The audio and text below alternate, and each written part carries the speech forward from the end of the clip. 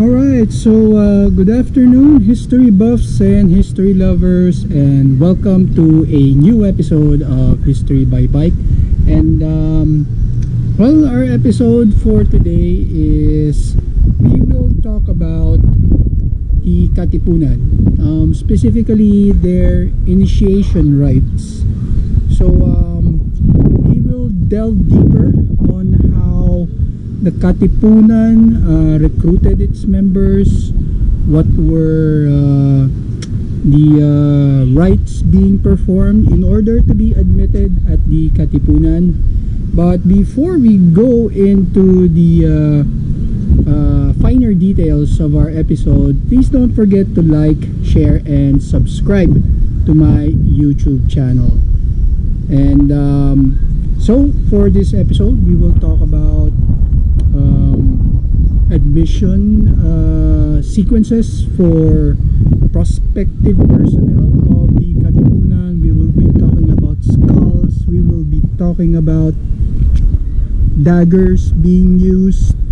So well, also what they call then as the sanduguan, or the ritual of writing your own signature in your own blood. So please stay tuned, and this will be History by Bike. Our episode for today will be the Katipunan initiation rites.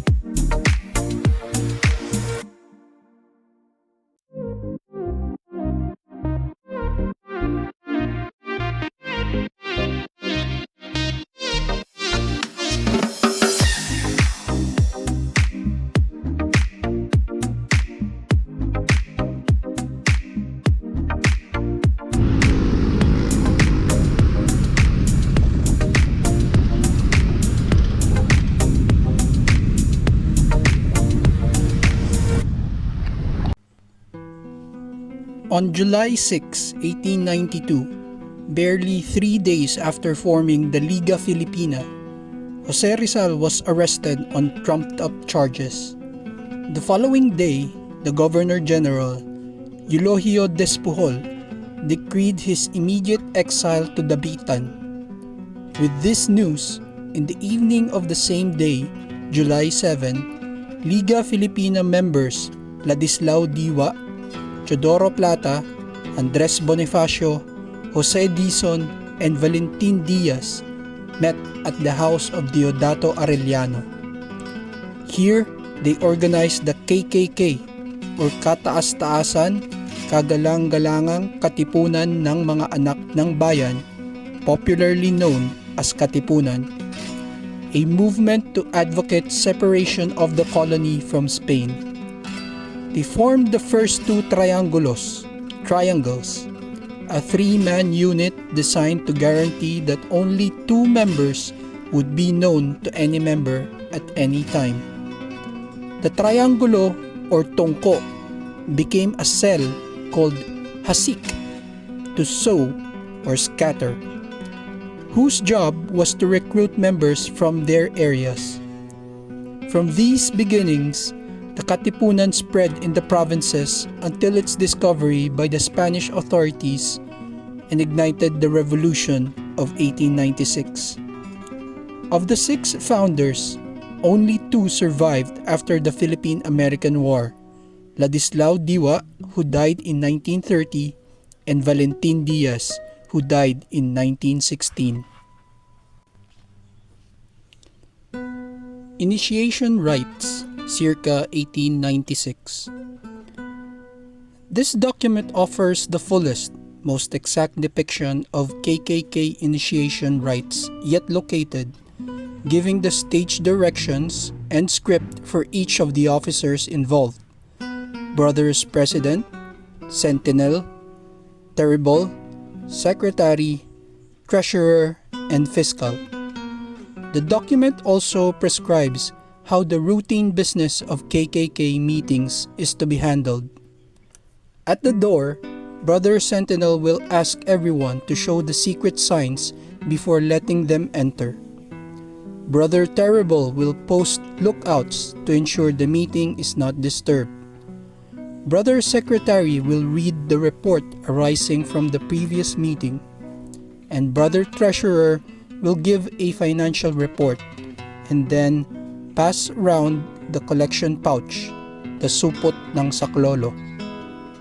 There is no reason to suppose the initiation rites here detailed were atypical, but it's not known how widely they were observed in precisely this form, because practices changed over time and varied from branch to branch.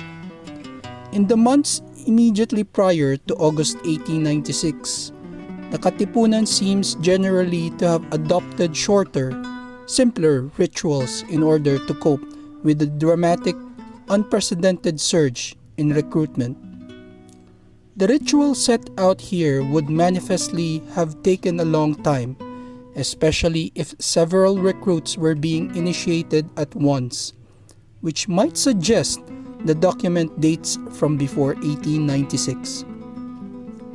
This impression is supported by the wording of the questions the initiates are asked about pre-colonial times, Spanish rule and the future, which differs from the prescribed formula. What was the condition of Katagalugan in early times, etc., known to be in use by early 1896. It may be, however, that the slips on which the prescribed formula was printed had not reached whoever wrote this document, so we cannot be sure.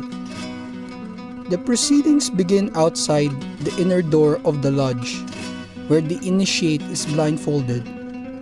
Brother Terrible places a dagger at his throat and demands to know what he wants. The initiate then knocks on the door of the lodge and is permitted to enter. Once inside, he is stripped to the waist by Brother Secretary, who records any identifying marks on his body, and then he is questioned at length by Brother President about his family background, means of livelihood, religious persuasion, and Masonic or other affiliations. The initiate is also asked to confirm that he recognizes the hardships KKK members must endure. If he does, he is taken by Brother Terrible on a symbolic hazardous journey along dark tunnels or across fast-flowing rivers. Next, he is escorted to the Chamber of Reflection, a small room or partitioned-off area draped in black cloth, on whose walls hang pictures depicting the fate of the Tagalogs under Spain. Here, the initiate is asked to sit at a desk and answer, in writing, 7 questions about the people's condition in the past, present, and future. After he has finished this task, he faces further verbal questioning, this time from Brother Fiscal, about the measure of his manly fortitude, and as a final trial, he is ordered to kill a member who has betrayed the society. The document ends at this point, but presumably, the initiate would thereafter be formally accepted into the lodge, be asked to draw blood from his arm, and sign his oath of allegiance. Shorter initiations.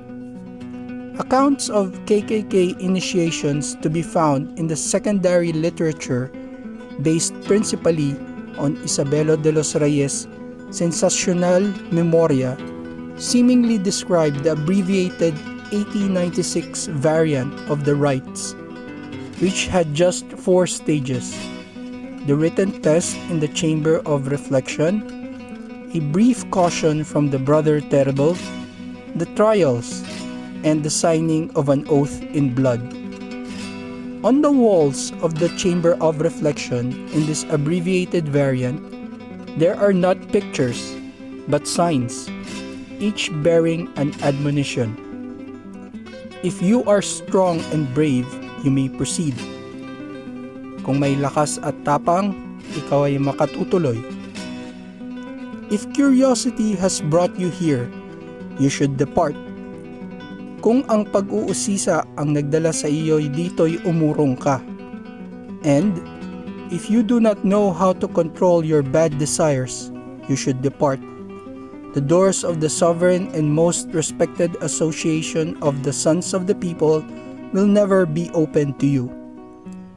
Kung di ka marunong pumigil ng iyong masamang hilig, umurong ka. Hindi kailanman ang pintuan ng may kapangyarihan at kagalang-galangang katipunan ng mga anak ng bayay bubuksan dahil sa iyo. Having been led to the chamber, the initiate is instructed to sit at a dimly lit desk on which there is a human skull, a loaded revolver, and a machete.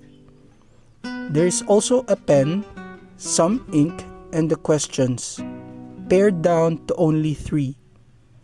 What was the condition of Katagalugan in early times? Ano ang kalagayan nitong Katagalugan ng unang panahon? What is its condition now? Ano ang kalagayan sa ngayon? And what will be its condition in the time to come? Ano ang magiging kalagayan sa darating na panahon? Having been coached beforehand, says De Los Reyes, the initiate was expected to answer the first question to the effect that the Filipinos had their own civilization before the Spaniards arrived. They had artillery, wore clothes of silk, enjoyed political liberty, maintained diplomatic and commercial relations with their Asian neighbors, and had their own religion and alphabet.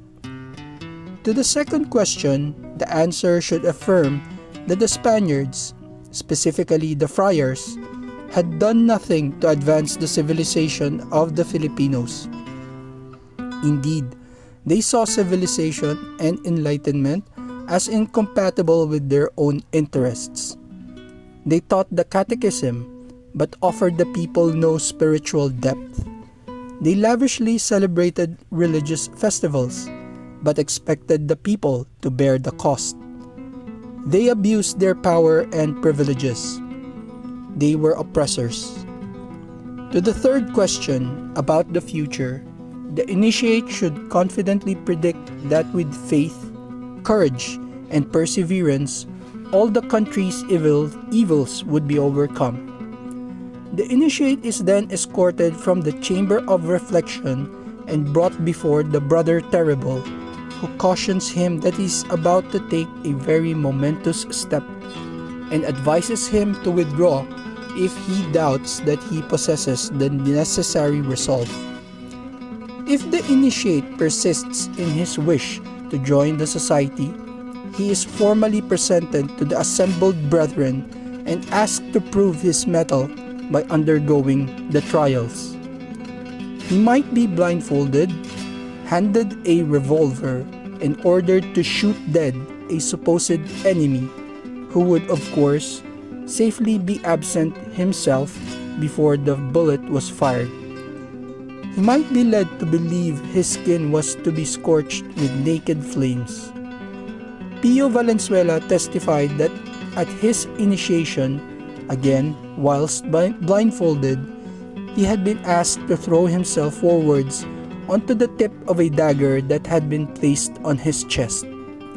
Then he had been handed the dagger, led to a man, doubtless an enemy or traitor, who he found by touch to be seated, and ordered him to stab him to death. Far from being intimidated or repelled by these trials, De Los Reyes writes, initiates were reportedly moved to tears by deep emotion and enthusiasm. They were overcome because they were joining a society that pledged to liberate their country from its present lamentable situation and to win it a brilliant future. If the initiate passed the trials, finally, he would be led to another room or partitioned off area where he would be asked to sign an oath of membership in blood drawn from his left forearm. Katipunan rituals are often described as quasi-Masonic, and rightly so. Their main model, beyond question, was the ritual followed in Manila's Masonic lodges. They also blindfolded their initiates, placed daggers at their breasts, escorted them to the chamber of reflection for written tests, took them on symbolic journeys, put them through trials, and perhaps ordered them to kill the traitor. They also guided their initiates from blindness to enlightenment and insisted they cast aside bad desires. The authors of the Katipunan's rites, very likely Masons themselves, even replicated some of the fine detail of Masonic ritual. One of the signs mentioned by De los Reyes, for instance, "If curiosity has brought you here, you should depart," was identical to a sign used in Masonic initiations. When the candidate Mason was led to the inner door of the lodge, for instance, he was expected, as here, to knock in an irregular manner. In other words, in the manner of someone who was not yet a brother. Before the candidate was subjected to the trials, he would be advised, as here, to withdraw if he felt fearful. But there were also obvious differences between the Masonic and Katipunan rituals. In the Masonic lodges, it would appear, the proceedings were invariably conducted in Spanish, whilst the KKK, at least in Manila, invariably used Tagalog. The leading officers of a Masonic lodge were known as the Venerable Maestro, Vigilante, Primero and Segundo, Orador, Secretario, and Tesorero, not as the Pangulo, Taliba, etc. The questions asked of candidate Masons in the Chamber of Reflection were about man's duties to God, his fellow men, and himself, not about the state of the nation. And when lectures on their duties as Masons, most strikingly, the initiates were instructed to observe the laws of the country. Recruits to the Katipunan, by contrast, were embraced by their brethren as fellow outlaws.